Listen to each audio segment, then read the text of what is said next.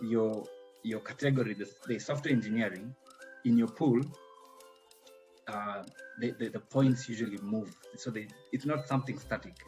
It changes. So it had gone to 75. Like about 4 weeks later, it had gone to 75 points. So they required 75 points.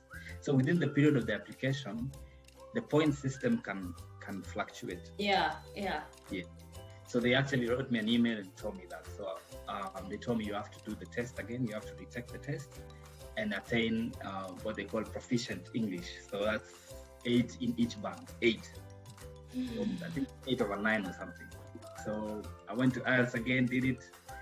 I got, I think, 8 for 3 bands, and one was like 7.5.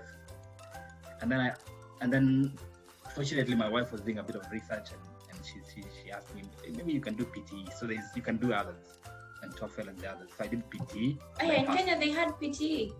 Yeah. Oh, okay. PTE. So PTE. Okay. So IELTS, there's oral and all that. So there's a part where you speak to someone. There's a test where you do like a proper serious exam. Reading, writing, and listening. We used to go to, I think, which hotel was that? Was it Hilton or something? We used to go, I don't remember. But we didn't we didn't go to British Council. It was British Council. You got British Council for the oral, and was it oral? Oh, yeah. For the oral. But for the others, I think you do them there written. Wasn't at Aga Khan? I think it was Aga Khan. I did mine at Aga Khan. I think because I did a few times. I did like 3-4 times. Yeah. I did one in Aga Khan and another one in one of the hotels in the CBD. Okay. Yeah, Hilton. Yeah. Anyway, so I did PTE and I passed. Eventually, I got what they required, and the application went through.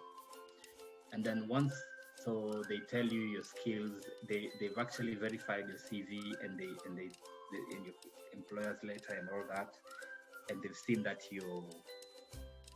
they actually invite you now to apply for the visa. They invite you to apply for the visa, and I did that, and then it went through. So, and then we had to wait now for the whole like a year and a half. Yeah. To get your visa. Get a visa, yeah. So it was anxious. I remember. There's an anxious wait. Yeah, I remember our boss lady waiting there. When is it happening? When is it happening? The interesting bit is I'm still at work. Yeah. I'm still working. I have to find time to do those English tests and stuff. And then I had to be honest, I had to tell my boss that, I'm planning to go to Australia. And she was kind enough. She was amazing. She understood. She was able to tell me, okay, keep updating me on the process, so we can get someone to come in and you can orientate them to fill in your position. So yeah, it was a long wait, and I was feeling anxious because I told a few friends and I didn't want to be disappointed. So yeah. But God came through, Amen. Okay, I think that's very good because you have covered most of the things that people ask me. You've covered the wait, you've covered the cost, you've covered the whole process. And I think I might talk about a little bit about. I might talk about the different visas, because also people can be confused. Because in the skilled visas, there's different they call them subclasses of the visa. Mm-hmm. So like mine is called subclass 489. 489. It's called skilled regional visa.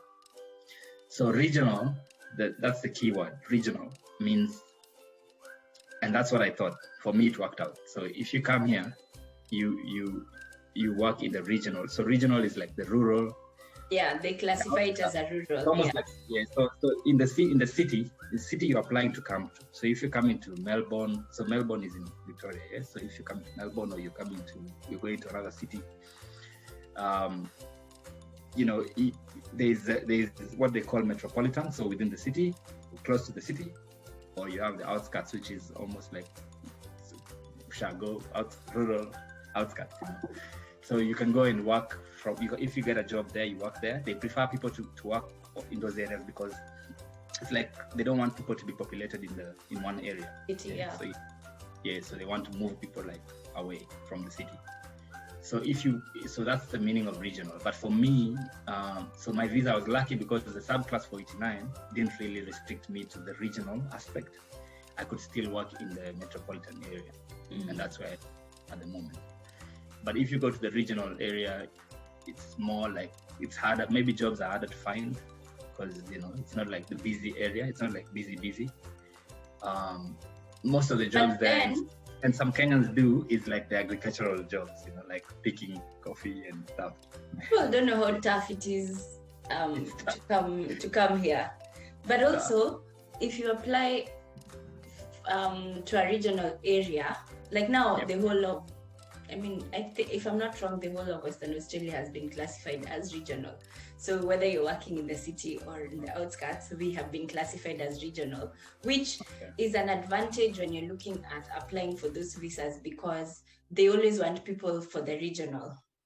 Just applying to a regional area means you even get points. It's more attractive to apply for your visa for a regional in a regional area compared to applying it to the city where it's competitive. So if you get an opportunity, even though it sounds tough and you have to work the hard jobs and stuff, you're better off applying to a regional area, which will guarantee you more points compared to thinking of going to the city because you're scared of doing the odd jobs, and you're only going to do the jobs for a short time anyway if you have to.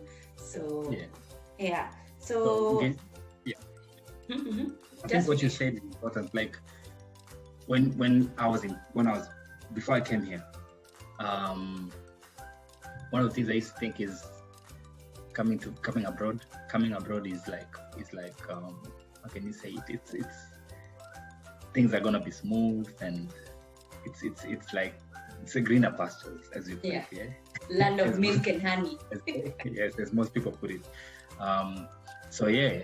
You're in for a shock. If it's you have to be really flexible and be ready to do jobs that you're not familiar with, just so you can get into the system, get familiarized yourself with the system.